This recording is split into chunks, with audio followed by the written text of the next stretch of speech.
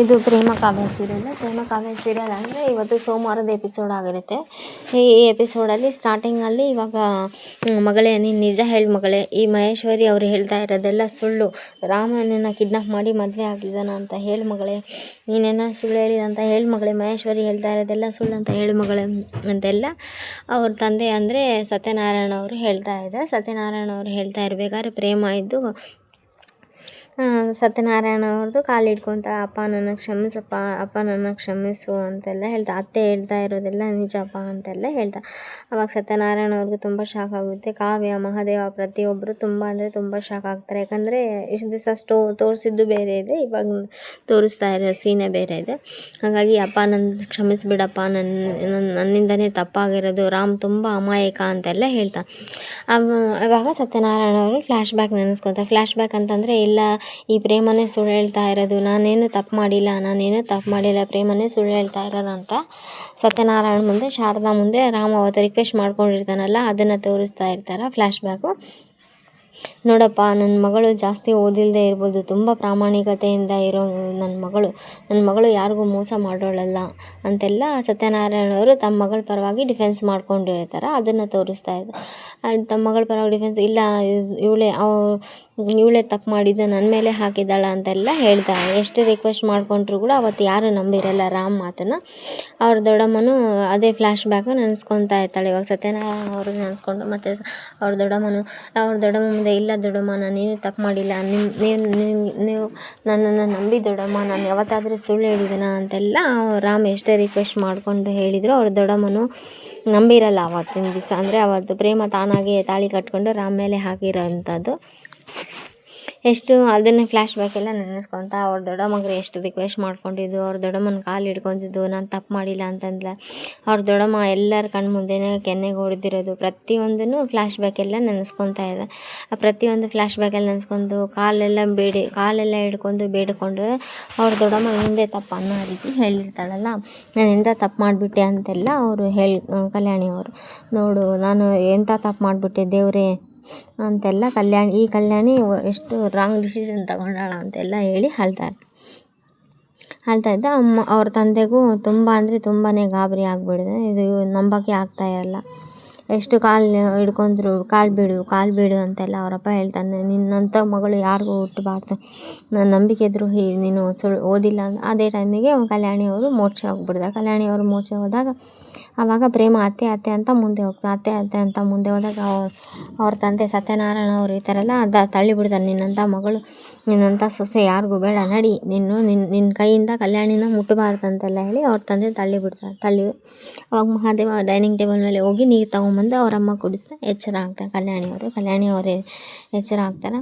ಆವಾಗ ಸತ್ಯನಾರಾಯಣ ಅವರು ಮಗಳಿಗೆ ಬೈತಿರ್ತಾರೆ. ಸತ್ಯನಾರಾಯಣ ಅವರು ತುಂಬ ಬೈತಿದ್ದ.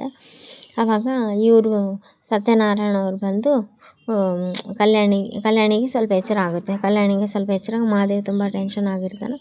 ಅಕ್ಕ ಎದ್ದೇಳಿ ಅಕ್ಕ, ನೀವು ನನಗೊಂದು ಮಾತು ಕೊಟ್ಟಿದ್ರಿ, ಈ ಪ್ರೇಮಂದು ತಪ್ಪಂತ ಏನಾದರೂ ಸಾಬೀತಾದರೆ ನೀವು ಪ್ರೇಮನ ಮನೆಯಿಂದ ಆಚೆ ಹಾಕ್ತೀರಿ, ನನಗೆ ನೀವು ಮಾತು ಕೊಟ್ಟಿದ್ರಲ್ಲ, ಎದ್ದೇಳಕ್ಕ, ನೀವು ಎದ್ದೇಳಿ, ನೀವು ಕೊಟ್ಟಿರೋ ಮಾತು ಉಳಿಸ್ಕೊಳ್ಳಿ ನನಗೆ ಅಂತೆಲ್ಲ ಮಹೇಶ್ವರಿ ಅದನ್ನು ಪ್ರಚೋದನೆ ಮಾಡ್ತಾನೆ ಇರ್ತಾಳೆ ಕಲ್ಯಾಣಿಗೆ. ಅದೇ ಟೈಮಿಗೆ ಇವಾಗ ಸತ್ಯನಾರಾಯಣ ಅವರು ಎದ್ದು ಕಲ್ಯಾಣಿ ಅವ್ರದ್ದು ಕೈ ಹಿಡ್ಕೊಂಡು, ಕಲ್ಯಾಣಿ ಅಮ್ಮ ಎದ್ದೇಳಿ, ಇಲ್ಲಿ ಬರ್ರಿ, ಮುಂದೆ ಬನ್ನಿ ಅಂತೆಲ್ಲ ಕರ್ಕೊಂಬರ್ತಾನೆ.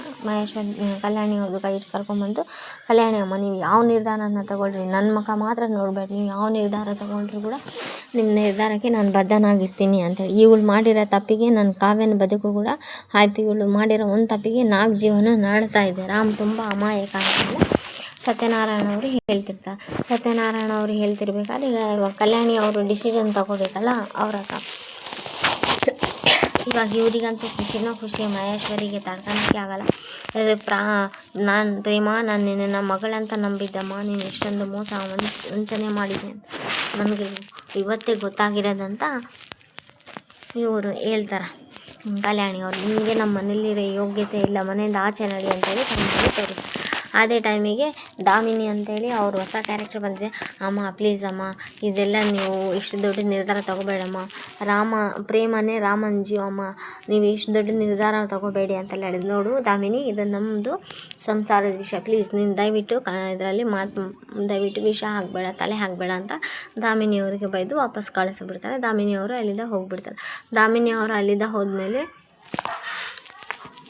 ಈ ಕಡೆ ರಾಮ್ ಇದು, ಅಮ್ಮ ಬೇಡಮ್ಮ ಪ್ಲೀಸ್ ಅಮ್ಮ, ಅವರಿಬ್ಬರು ಒಂದಾಗಿದ್ದಾರಮ್ಮ, ಅವ್ರ ಪ್ರೀತಿ ಚಿಗುರ್ತಾ ಇದೆಯಮ್ಮ, ಇವಾಗ ಈ ಟೈಮ್ ಒಳಗೆ ನೀನು ಇಷ್ಟು ದೊಡ್ಡ ನಿರ್ಧಾರ ತಗೋಬೇಡ ಪ್ಲೀಸ್ ಅಮ್ಮ ಅಂತೆಲ್ಲ ಮಹಾದೇವನ ಎಷ್ಟು ರಿಕ್ವೆಸ್ಟ್ ಮಾಡ್ಕೊಂಡಾಗ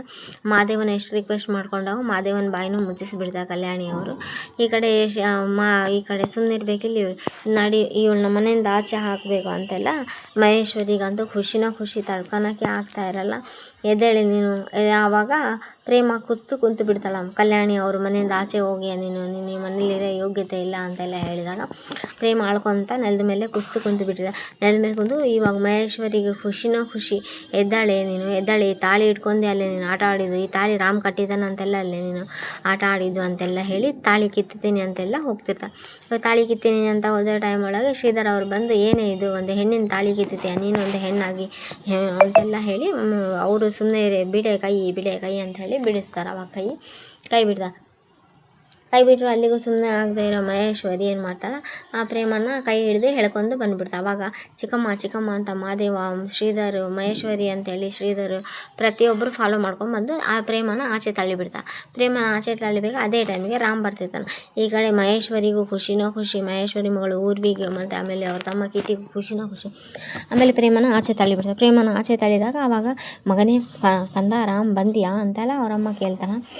ಬಂದಿಯಾ, ಈ ನೋಡು ನಿಮ್ಮ ದೊಡ್ಡಪ್ಪ ನಿಮ್ಮ ಅಪ್ಪನ ಮುಂದೆ, ನಿಮ್ಮ ಅಣ್ಣನ ಮುಂದೆ, ಎಲ್ಲರ ಮುಂದೆ ನೀನು ನಿರಪರಾಧಿ ಅಂತ ಸಾಬೀತಾಯಿತು ಕಣೋ, ಈ ಪ್ರೇಮನ ಸುಳ್ಳು ಹೇಳಿ ಮೋಸ ಮಾಡಿ ಮದುವೆ ಆಗಿದ್ದಾಳಂತ ಎಲ್ಲರ ಮುಂದೆನೂ ಸಾಬೀತಾಯಿತು ಅಂತೆಲ್ಲ. ಸುಮ್ಮನೆ ಇರಮ್ಮ, ನಾನು ಮನೆಯಲ್ಲದೆ ಇರೋ ಟೈಮ್ ನೋಡಿ ನಾನು ಹೆಂಡ್ತಿನ ಹೊರಗೆ ಹಾಕೋಕ್ಕೆ ಅಷ್ಟು ಧೈರ್ಯನ ನಿಮಗೆ ಅಂತೆಲ್ಲ ಹೇಳ್ತಾನೆ.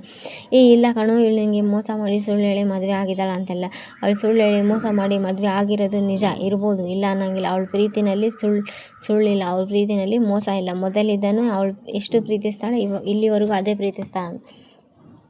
ಅದೇ ಟೈಮಿಗೆ ಅವಳ ದೊಡ್ಡಮ್ಮ ಒಳಗಿದ್ದ ಹೊರಗಡೆ ಬರ್ತಾರೆ. ಸತ್ಯನಾರಾಯಣ ಅವರು ಮತ್ತು ಅವಳ ದೊಡ್ಡಮ್ಮ ಇಬ್ಬರು ಒಳಗಿದ್ದ ಬಂದು, ಮಗನೇ ರಾಮ್, ನನ್ನಿಂದ ತಪ್ಪಾಯಿತು ಮಗ, ಕ್ಷಮಿಸು ಮಗ ಅಂತೆಲ್ಲ ಕೈ ಮುಗಿದು ಅವರು ಬೇಡ್ಕೊತಿರ್ತಾರೆ ಕಲ್ಯಾಣಿಗೆ. ಮತ್ತು ಆಮೇಲೆ ಸತ್ಯನಾರಾಯಣ ಅವರು, ನೋಡಪ್ಪ, ನನ್ನ ಮಗಳಿಂದ ತಪ್ಪಾಗಿದೆ, ಕ್ಷಮಿಸು, ತುಂಬ ಓದೋರು ಮೋಸ ಮಾಡ್ತಾರೆ ಅಂತ ನಂದು ಭಾವನೆ ಇತ್ತು, ನನ್ನ ಭಾವನೆಯೆಲ್ಲ ತಪ್ಪಂತ ಗೊತ್ತಾಯಿತು ಅಂತೆಲ್ಲ ಹೇಳಿ ರಿಕ್ವೆಸ್ಟ್ ಮಾಡ್ಕೊತಾ ಇರ್ತಾರೆ.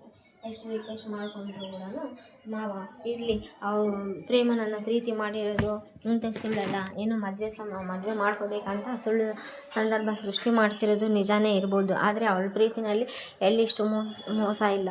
ಈ ಮನೆಗಾಗಿ ಅವಳು ಮಾಡಿರೋ ತ್ಯಾಗ ಎಷ್ಟಿದೆ, ಸುಳ್ಳು ಹೇಳಿ ಬಂದು ಈ ಮನೆಯಲ್ಲಿ ಸೇರ್ಕೊಂಡು ಅನ್ನೋದೊಂದೇ ಬಿಟ್ಟರೆ ಈ ಮನೆಗಾಗಿ ಅವಳು ಎಷ್ಟೆಲ್ಲ ತ್ಯಾಗ ಮಾಡಿದ್ದಾಳ ಅನ್ನೋದು ನನಗೆ ಗೊತ್ತು ಅಂತೆಲ್ಲ ರಾಮ್ ಎಷ್ಟೇ ಹೇಳಿದರು ಕನ್ವಿನ್ಸ್ ಮಾಡೋಕೆ ಹೋದರು, ಯಾರೂ ಕನ್ವಿನ್ಸ್ ಆಗೋದೇ ಇಲ್ಲ.